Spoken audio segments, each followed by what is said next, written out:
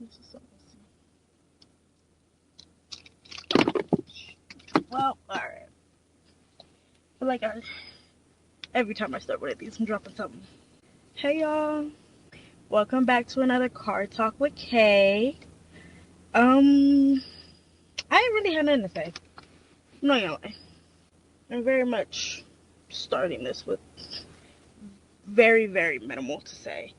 So, really, okay. It's gonna be a little bit of a tea time.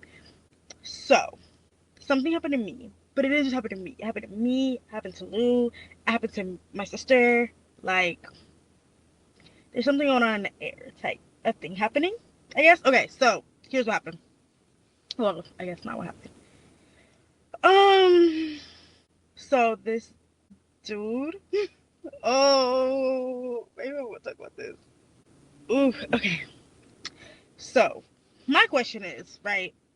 Why do and I want somebody to answer this. Like, if I have guys that watch this podcast, like, I need y'all to answer this.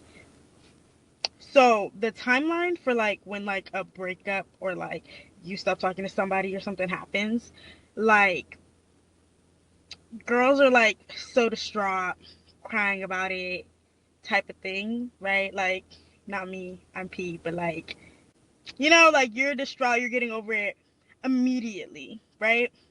And then guys are fine immediately. Cut two, right? So it's months later, months later, like 6 months later, 7 months later, eight, sometimes a year. Like it'd be forever, like ever. It'd be forever, and then they want to come back. So somebody explain that to me, or not even they want to come back. Now they're going through it type. They're the breakup's finally, or the end of whatever you had going on is finally registering in their head months, years later. I would never understand. That's really hard for me to wrap my head around. And yeah, by the time that the guys be going through that, girls be so over it, bro. Like so over it. Because what are you expecting to happen? There. Genuinely. Are you expecting us to be like, oh my gosh, I missed you? Or still be sad and distraught and stuck on something that happened half a year ago? I don't know. I don't know. This is why I hate these things. I'm not sure why. Because especially if it wasn't nothing serious to me, I'd be over it in a couple weeks. It just was what it was to me. So it just really befuddles me when people just like okay, so I had somebody call and apologize to me for us stopping talking to each other. And for me, I was just like, what do you want from this? Because one, it's not that big of a deal. People stop talking to people all the time. And for me, this is not the first time this has happened to me. This is probably the fifth, sixth time this has happened to me. And it's not even dudes I used to talk to. Okay, I had a crush on a dude I went to school with. We were friends. We were in the same friend group. And then I moved and he called me a year, 2 years, a hella time. He called me years later and apologized. He was drunk, but he apologized. And I was just like, that's weird. That's dumb weird. But okay, and then I'm like me, I don't hold grudges. I genuinely, I be over it. I just be like, okay, I guess you called me. You needed to get whatever you needed to get off your chest. You needed a clear conscience. Like, you know, whatever. Sounds great. So that happened to me. And I remember when that first happened to me, that was forever ago. And I was just like, oh my gosh, That was crazy. It was crazy. I had like texted one of my really close friends at the time, and I was like, "Hey, yo, da da da da," like called me is crazy. I think that's the point that y'all don't understand. Calling somebody is absolutely insane. Like, just send a text. Like, yeah, you ain't need to hear me. And then I'm laughing at you because this is like I laugh when I feel awkward. It's like my defense mechanism. Like when I'm nervous, I laugh. When I feel awkward, I laugh. Like I just be laughing, bro. So I'm on the phone laughing because I haven't talked to you in years and you want to call me and apologize to me because we stopped talking. Or like, what did he apologize for? Yeah, it was like we stopped talking. It was like we stopped talking, and then like I think somebody told him that like I had like a little crush on him for a second. So then he wanted to apologize to me for like us stop talking and for him not knowing that, which is crazy because like who apologizes for not knowing somebody liked you? Like that's crazy because it's like it's not like I wanted you to know. So now you're apologizing. It's weird. It's weird. It's weird. So that I've had friends that we stopped being friends and like not even like yeah we stopped being friends but like it's never no bad blood like we just stopped talking. Like we stopped talking. I still tell you happy birthday. I still follow you and stuff. Like there's no bad blood. But like I've had them like text me and be like, I just miss you. Like I miss our friendship. I had to like, I wish things never went bad between us. Like I just wish that we could go back to how we were, babes. And I'm talking this is years later. Like that specific friendship that I'm talking about with that, I got that text at the time. I was like 21, 22 when I got that text. That friendship stopped when I was like 16, 17. It's been 5 years. Like, it's been 5 years. I wish that we were friends like how we used to be. Baby, I'm not the same person that I used to be. And you're not the same person that you used to be. And like, it's probably for the best. Some people, and I always say this, I always, always, always, always say this. Some people are not meant to be in your life forever. Like, people come in for reasons and seasons, and some people last, and some people don't, and that is okay. Like, not everybody that comes into your life is supposed to be in your life forever. And if they are, they will be there. Like, if they're supposed to be here, they'll be here. Sometimes people leave, and you have to let them leave. And it's like that saying, right? It's like, you know, if you love something, let it go. And if it comes back, it's really yours. If it doesn't, it wasn't. Like, I feel like you have to treat people like that and friendships like that. Like, if we're meant to be friends or we're meant to be together or whatever, like, you can't hold anybody hostage. You have to let them go. If you let them go and they come back, and like, guys, this come back, like, it might not be like we stopped being friends or we broke up and then they came back a week later. No, we don't want that. We don't want that at all. Like, I'm talking, we took some time to heal whatever it is that we had going on. Like I'm a big believer of right person, wrong time. So like y'all know there's like lore, the Jesse lore. That's like epitome of like right person, wrong time for me. Like when people talk about that, that's what they talk about for me. But right person, wrong time. I'm a really big believer of that. And I think that a right person, wrong time could find you again at the right time. But it just like y'all have to grow. There's just like, and sometimes the growing can't happen together. Sometimes y'all need to separate, you know, separate, and then you have time to work on you for you. You get me? Without having to worry about somebody else, without having to like, beat around the bush or like tiptoe around people and like sometimes you just need to exit stage left and work on you, and then you can come back. Sometimes, sometimes you can't. Sometimes you messed up in a well, but like you growing up and changing and all that type of stuff, like that's really important. It's a very important thing to do. Y'all finna see people walking by. I'm in the parking lot outside of work. But yeah, like people growing, people changing, like that's important. That's something important to go through.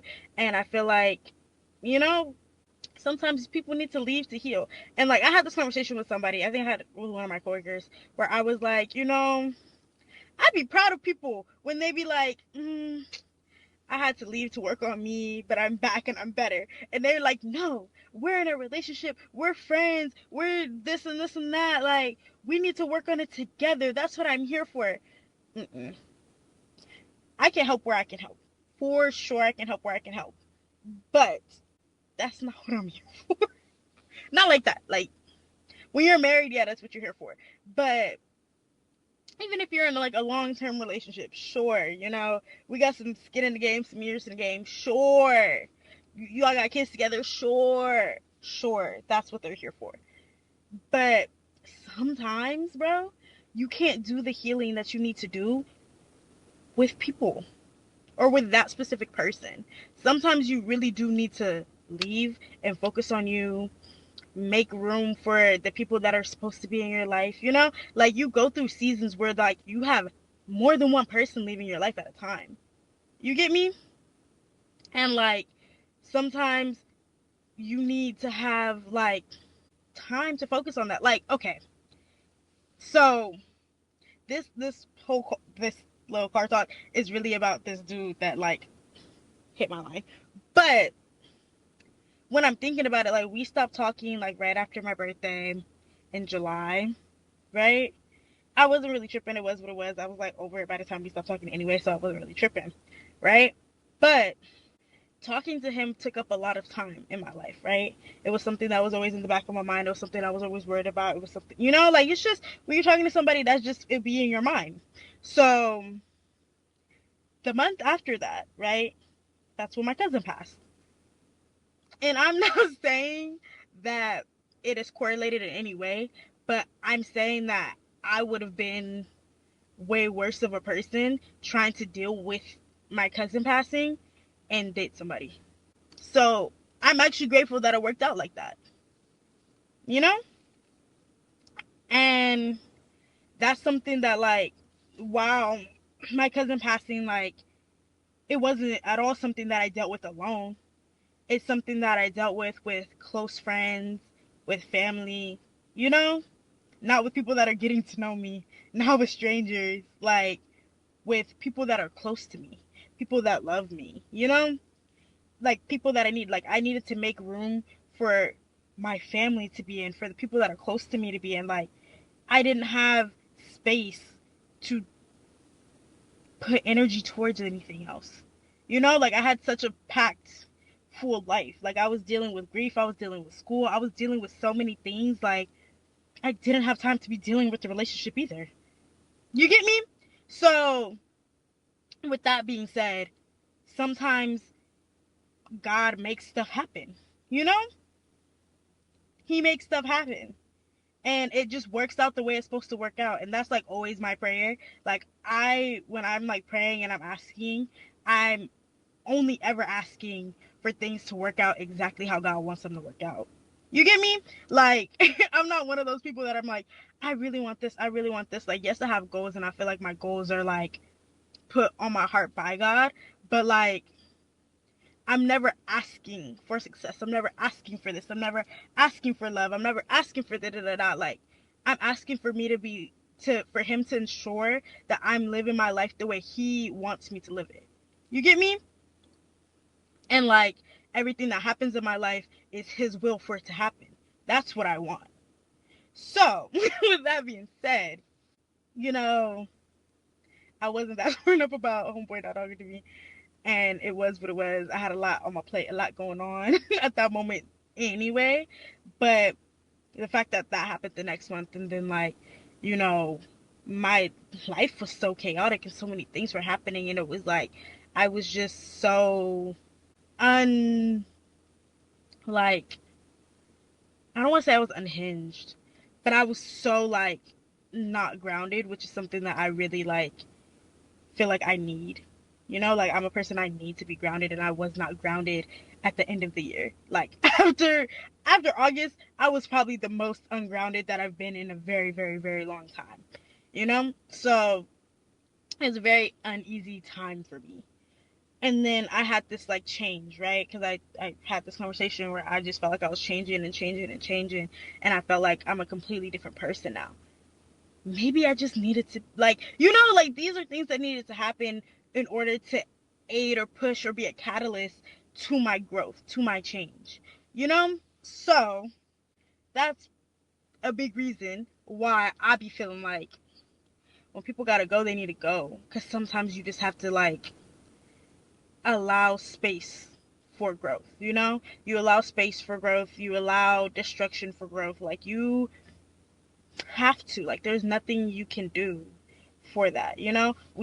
I've talked about on this podcast many a time of like, when you're asking for God's will and you're asking for Him to make changes in your life, or like, you know, that prayer, everybody's always like, be careful when you ask this prayer, right? That prayer, like, oh, if anything, if anyone is not supposed to be in my life, please take them out now.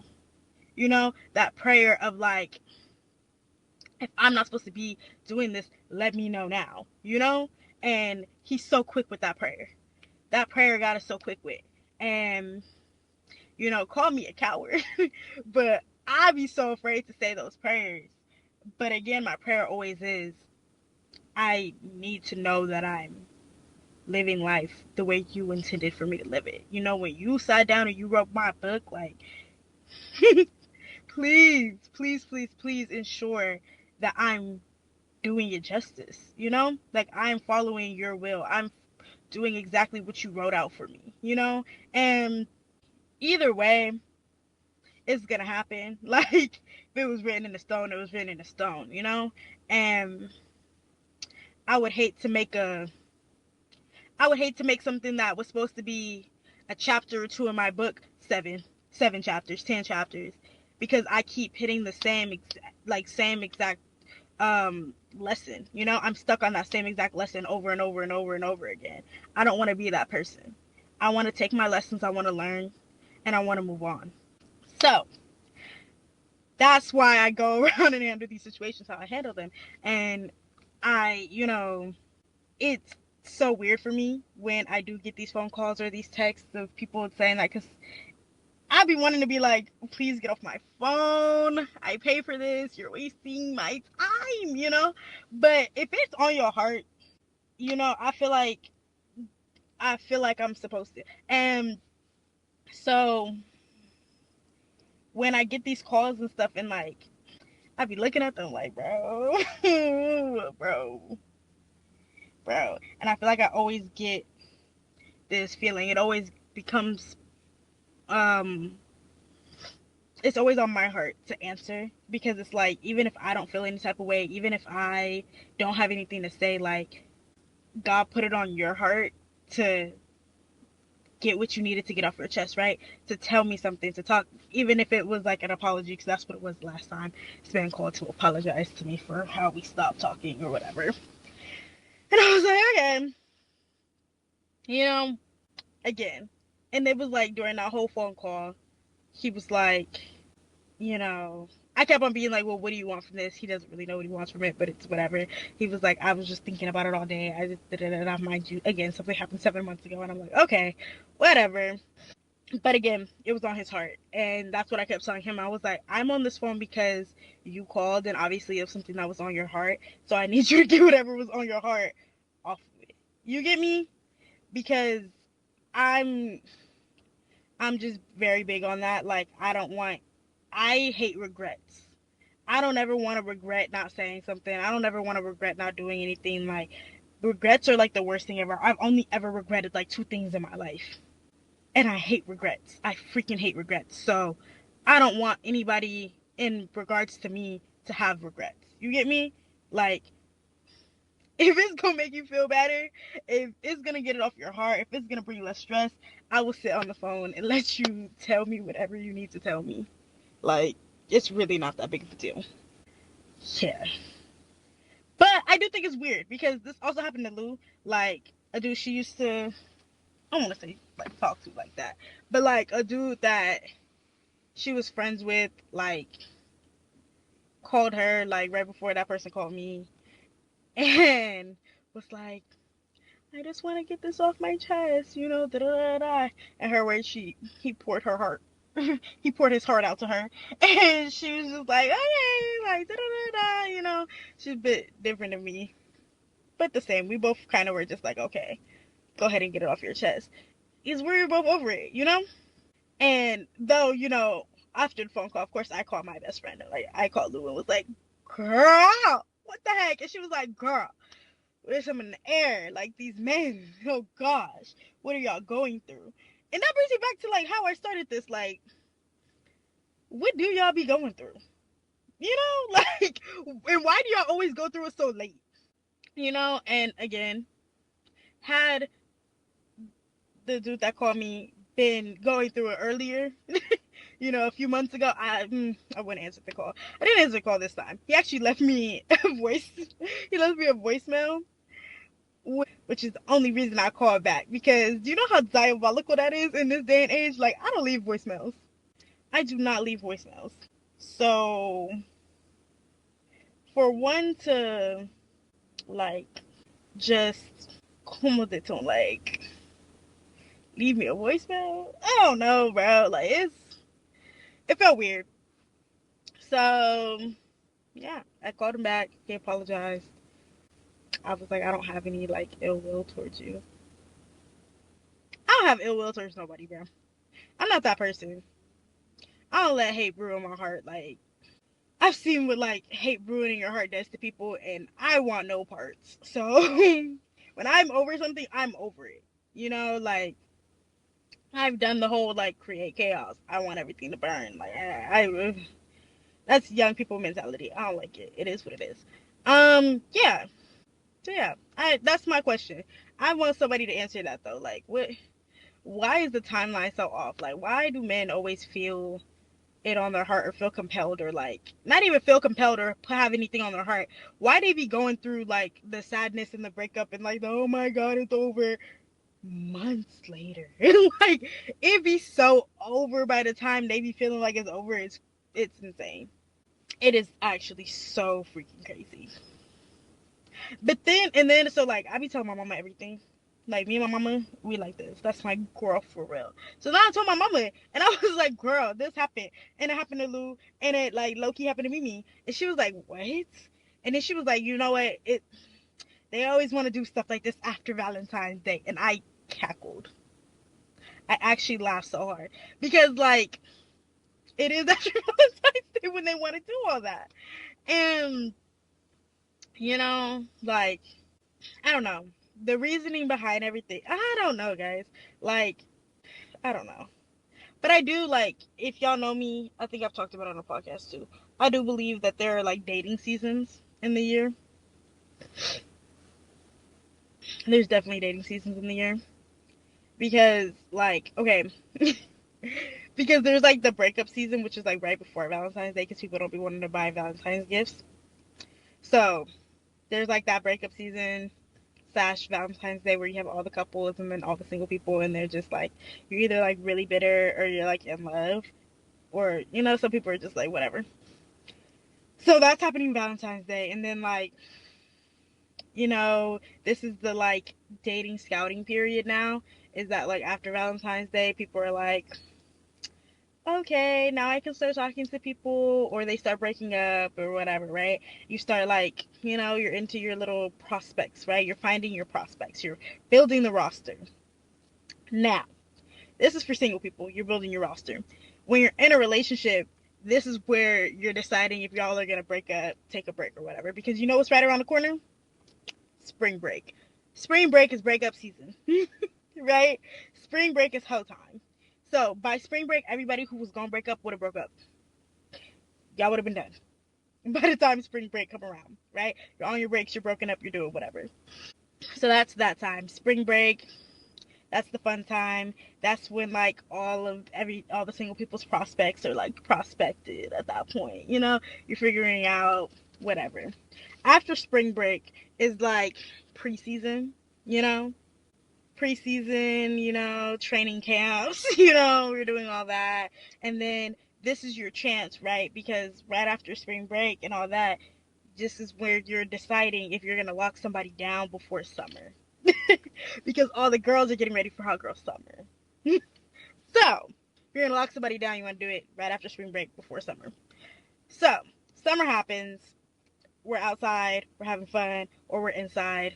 You know, some people have hot girlfriend summers, some people have hot girl summers.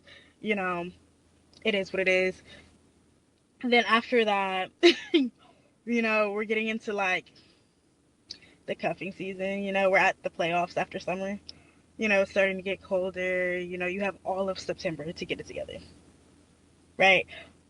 By September, we're in relationships. You're trying to figure it out because this is when we're getting the pumpkin patches, the holiday lights, the Thanksgiving. You start seeing, people getting their matching outfits, their matching pajamas. You start getting the twist, when it starts getting colder, everybody trying to lock in, right? So that starts happening. And then I'll be going through the year, whatever. And then, so that starts happening. We have October, all the spooky baskets come out, where everybody's doing their little pumpkin patches, they're carving pumpkins and Halloween pajamas, spooky baskets, like everybody's doing their soft launches essentially, right? So that's happening. And then after, directly after, you start seeing them TikToks, right? You start seeing them TikToks where they be like, we made it to Thanksgiving, what if we can make it to Christmas? That's when people start making those, right? They start making them. And then some do make it to Christmas, some don't. That's so then Christmas happens, right? We have Thanksgiving, we have Christmas. At this point, if you were gonna lock in, you're really locked in, right? Because we're at gift season. Christmas gifts, right? Yeah, Christmas gifts. You have New Year's. Right after Christmas, you have New Year's. People be trying to get their New Year's kisses, their New Year parties, this is when things start getting real. And then, boom, we're gearing up for Valentine's Day. And then the cycle keeps repeating itself, keeps repeating itself, keeps repeating itself. So, I think it's funny that my mom was like, guys always want to do this after Valentine's Day because they don't want to buy no Valentine's gift. It gives that. It definitely gives that sometimes. Definitely gives that sometimes. It's just the cycle. People get trapped in while being single. Yeah. It's my little car talk, I guess. My little ramble. Alright. Guess I'll go exist now. Bye, y'all. I'm supposed to know how deep